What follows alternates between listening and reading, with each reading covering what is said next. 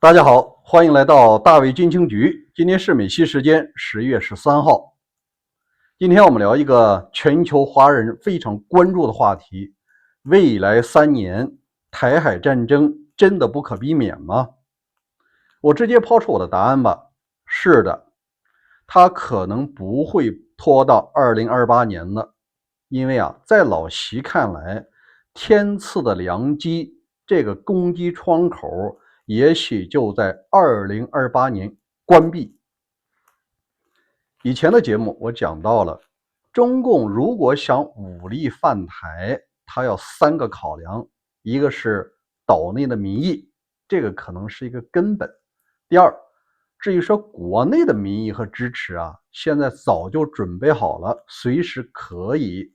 第三个，也是最大的变量，美国总统是否有决心和政治勇气和中共在台海一战，还是仅仅是理性的晃悠一下。经过最近的一些事项我们发现他武力犯台的步伐明显在加快。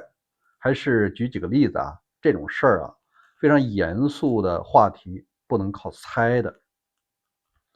第一个呢，是今天的路透社报道美国的汽车巨头通用汽车，他对自己的供应商要求在2027年最后期限完成对中国零部件的脱钩。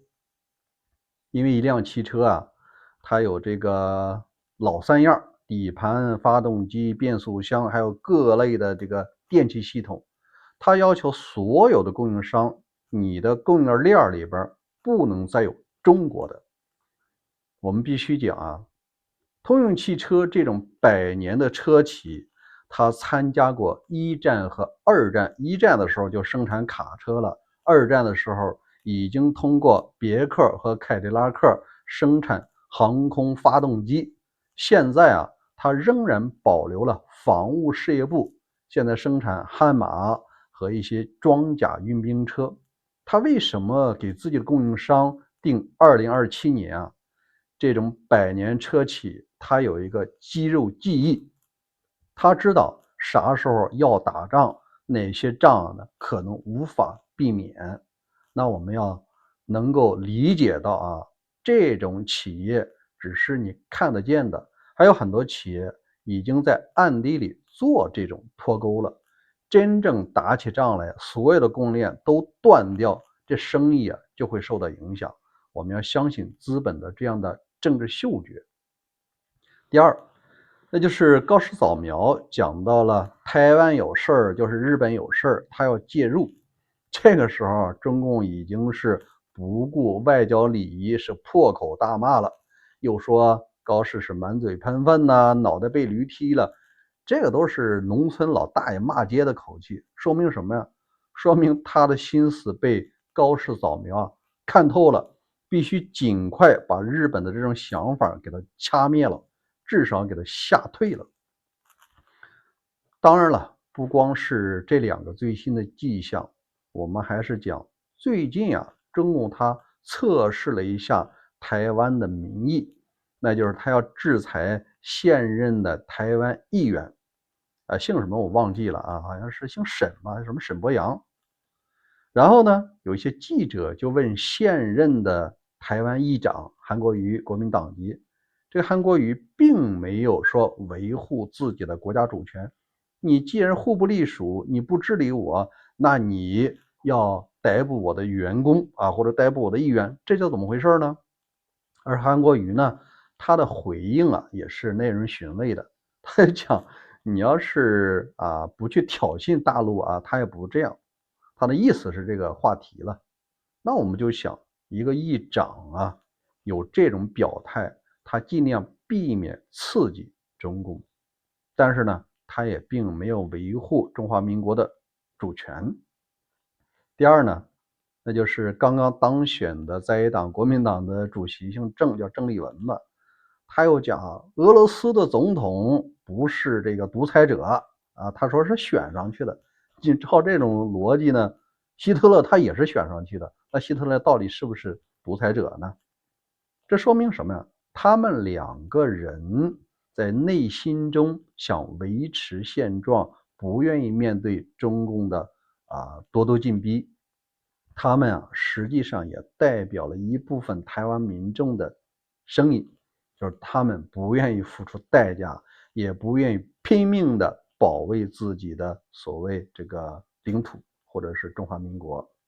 你看这一招就让中共试出来了，说明真的有一天来武力犯台的时候，拼死抵抗的人数应该没有现在人们想象的那么多，这儿是一个可悲的事实。因为我知道看我这节目呢，有这种拼命保卫台湾主权的，那你要考虑一下，你周围的人持这种观点的人有多少？持这种国民党观点的，想这种马虎过去的，那又有多少？有时候他们还想，万一要统一了，也许给了我们执政的机会，至少给个副主席或者是什么人大委员长当当吧，或者当个什么特首。所以说政界的人士他对主权不是那么维护。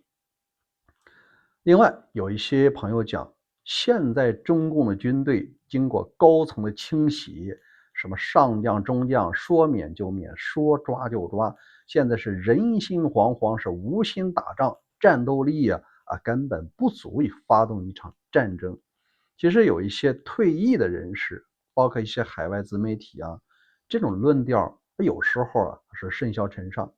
那我作为对中共历史有一些了解的人，我说一下我的个人的观点。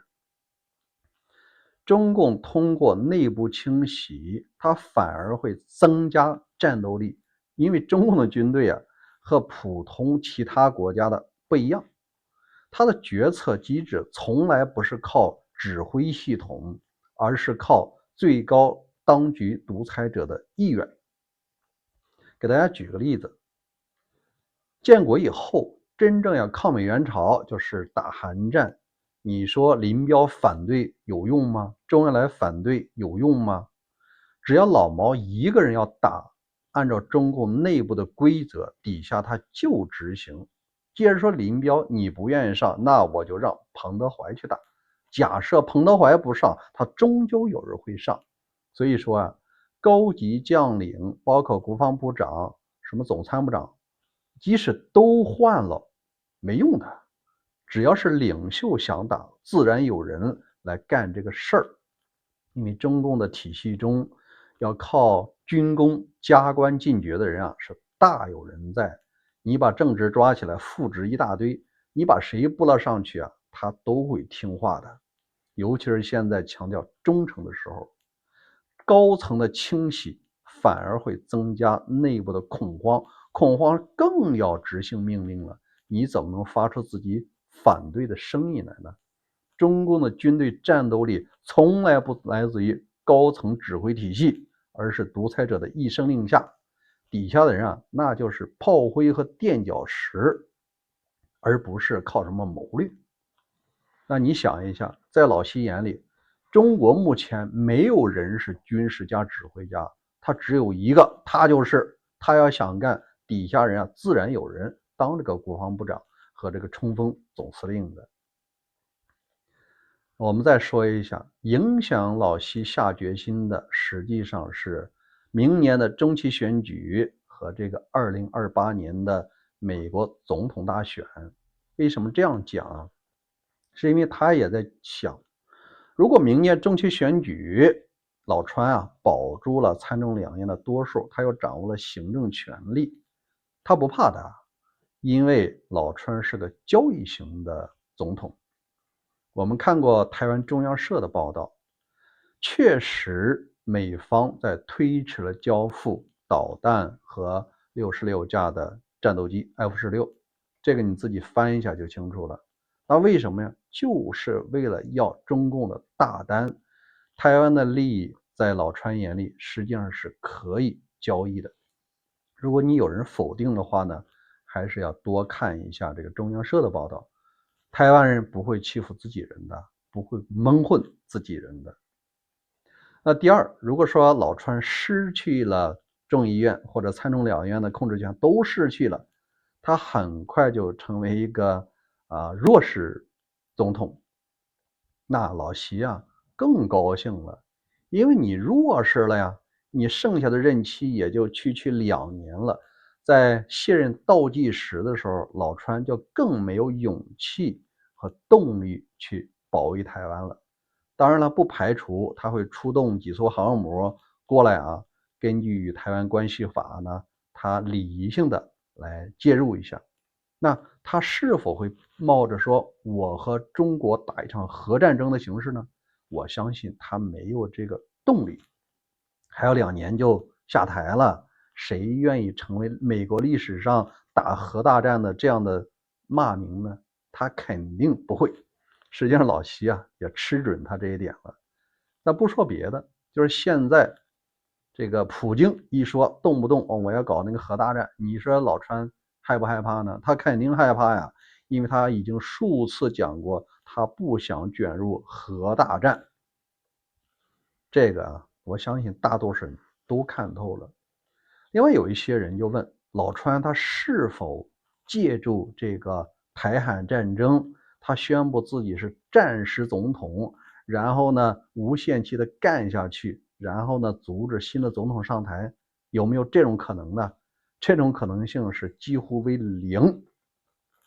最近我们看过台湾的美国的宪法和相关的法律啊，这个战时总统它只是一种舆论和媒体上的说法，在法律上，你打仗时期的总统和平时的总统在权力上没有本质区别。所以说啊，在任期不会因为你打仗了，它就能够自动延下去。美国有二战、一战，有南北战争，还包括了其他的911啊，什么伊拉克战争啊，还有那个韩战啊，这些战争所有的总统权力没有多当一天，你到时候你必须得下台。如果说他说，哎，我这个战时总统，咱们推迟大选吧，不可能，因为美国的法律也规定了，总统没有权利推迟大选，大选的执行者属于各州的州务卿。别说现在他有一半红州一半蓝州了，那人家照选不误啊，你总统说了没有用的，最高法院也会认为这种所谓战时总统啊，什么推迟选举啊，这是无效的。另外，咱们说一个极端的情况，假设双方啊经过妥协也没有选出新的总统，他是不是就是一直以打仗为名占着总统府一直干下去呢？法律上为了防止这一招呢，也有一个办法，那就是到期即使没有新的总统选出来，根据美国法律，总统啊到那天自动失去权力，而由众院议长临时接替，这是法律规定好了的。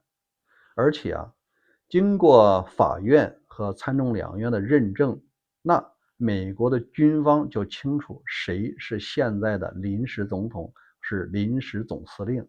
所以老川如果说想玩这种硬的，宣布什么战时总统啊，推迟大选啊，这在美国法律上是行不通的，白纸黑字规定的非常死。